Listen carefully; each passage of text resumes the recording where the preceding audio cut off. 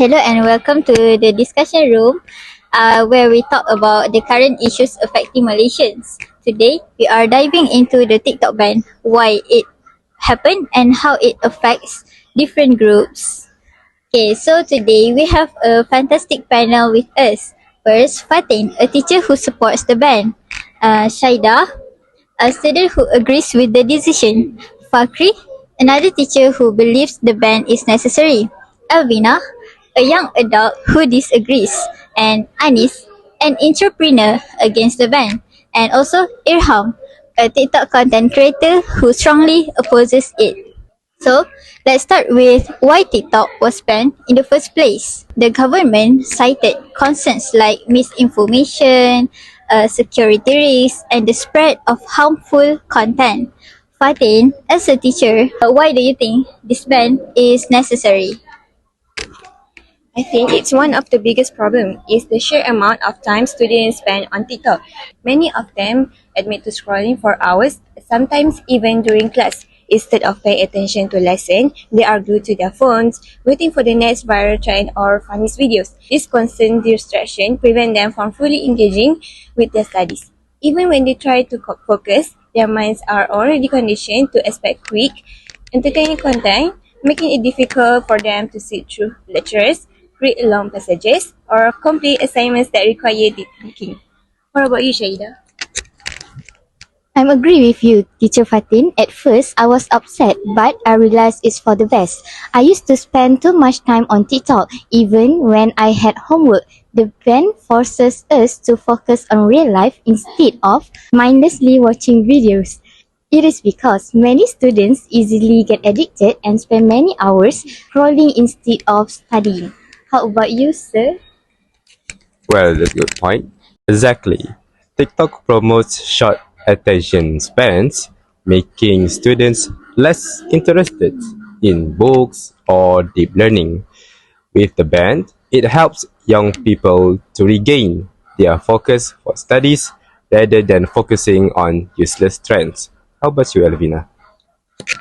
I get your concerns, Fakhri, but isn't it unfair to ban an entire platform just because some people misuse it? Shouldn't we educate users instead of removing their access? That's a good point, Elvina. How do you think this ban affects young people? Thank you, Haneem. So, I think TikTok isn't just about wasting time since many of us use it for learning and also as a self-expression. Nowadays, many young people struggle with traditional learning methods. That is why they are using TikTok to explore more about educational content. TikTok's visual and interactive approach to different learning styles, making it easier to understand and keep up to date with the latest information. So, for many young users, TikTok serves as a space to explore and embrace their identity. They can express their self-expression with different styles, humor, and variety of choices, while receiving encouragement from their peers, so that the positive feedback from a supportive audience can boost their self-confidence and self-esteem. Do you have any idea, Irham? I had a growing audience on TikTok, and now all that effort is gone. I use my platform to share stories and entertain people. The ban feels like we are being silenced. Shaida? But don't you think it's better this way? We have other platforms and now people can focus on real interaction instead of living on an app. That is easy to say when you haven't built something on TikTok. For many, this is not just fun. It is their passion and even their income. Okay, for the next part, Anis, as a business owner, how has this affected you? It's terrible. I sell handmade accessories and TikTok's algorithm helped me reach new customers every day. Now I have to rely on Instagram and Facebook which don't work as well. This ban hurts small businesses the most. What about you, Sir Fakhri? Well, but the thing is that statistics has indicated an alarming amount of scamming rates happening in TikTok due to false advertisements and many more issues.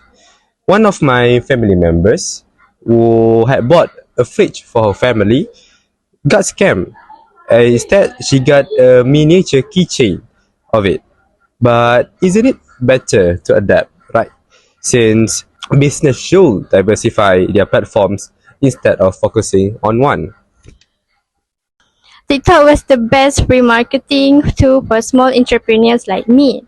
We can afford expensive ads, and this ban is a huge setback. Instead of limiting opportunities, the government should support small businesses like me. If this continues, many will struggle and the economy will suffer. I understand your struggle, Anis, but businesses survive before TikTok. Maybe this will push entrepreneurs to explore better, more stable marketing strategies. But why should we be forced to change just because of a ban?